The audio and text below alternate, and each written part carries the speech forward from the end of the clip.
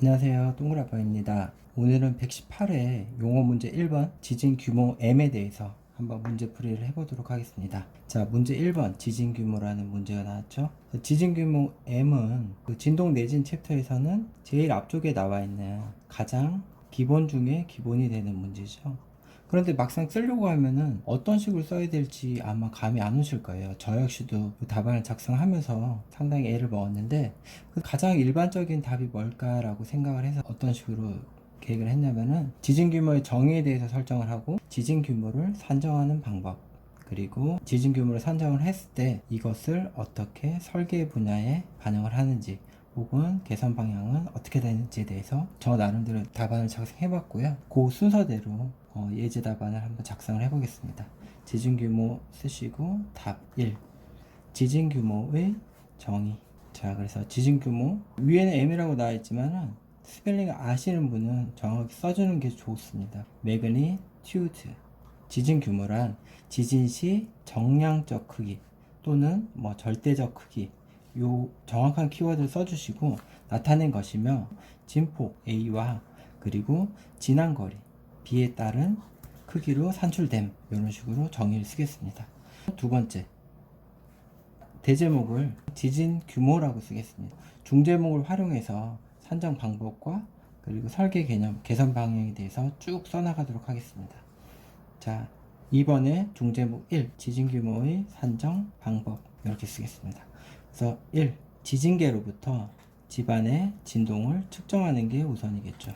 그래서 요거는 어떤 식이냐면은 시간에 따라 진동의 가속도라든지 변이라든지 그 다음에 속도라든지 이런 것을 측정을 한다. 그래서 오른쪽에는 간단한 그래프를 하나 그려줄 건데요.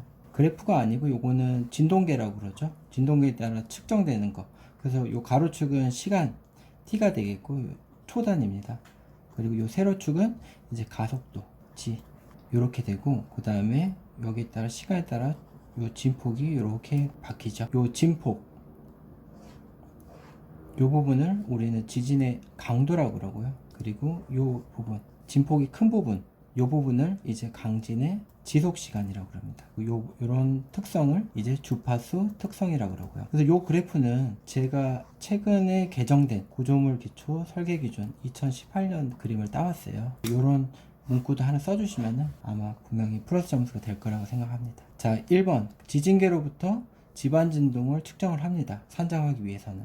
그리고 두 번째, 진앙지를 도출을 합니다. 지진계를 설치한 지역과 진앙, 그러니까 지진이 발생한 지역까지의 거리를 도출을 해내는 건데, 요거는 진원지의 주변의 관측점으로부터 지진파 속도를 측정하고 중첩해야 산정, 이런 식으로 내용을 쓰겠습니다.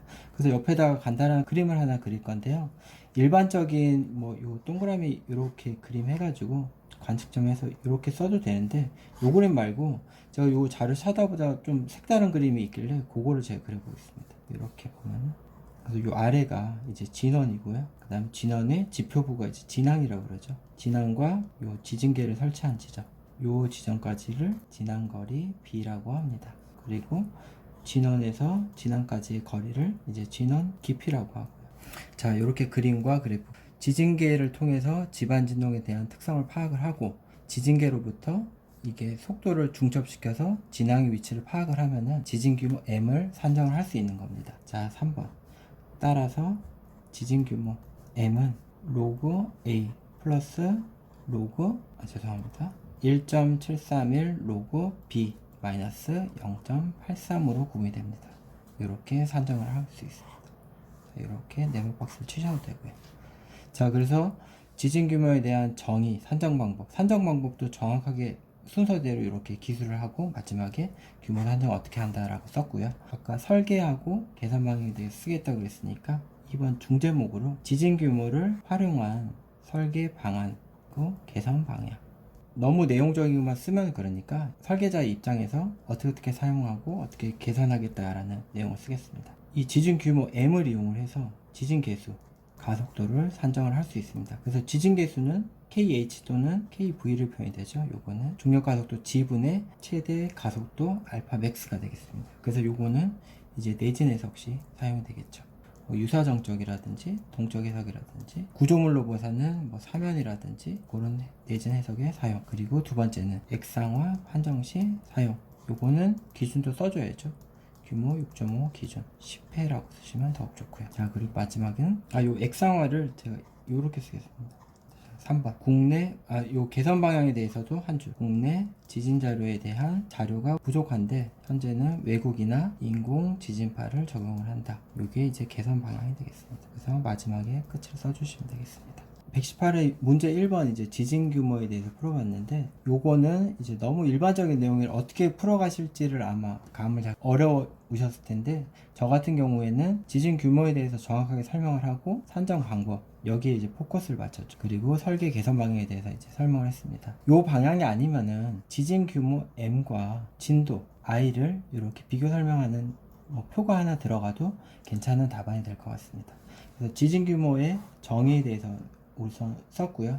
정의에는 정량적이라든지 절대적 크기를 나타낸 이런 키워드는 반드시 들어가야 됩니다. 그리고 지진 규모의 산정 방법은 이렇게 흐름에 따라 1번, 2번, 3번에 따라 이렇게 기술하는 게 고득점을 받기 위한 전략이 아닐까. 그리고 중요한 그래프라든지 그림 개요도라든지 이런 거는 반드시 곁들이시고요. 산정 방법에 대해서 쓰셨기 때문에 마지막 이제 설계 방안과 개선 방향으로 해서 지진 계수를 이용한 유사정적이라든지 동적 안정 해석, 그리고 액상화 시 이용, 뭐 개선 방향으로는 이런 게 있다 라고 이렇게 예시 답안을 작성을 해보았습니다. 자, 그럼 문제 1번 마치겠습니다.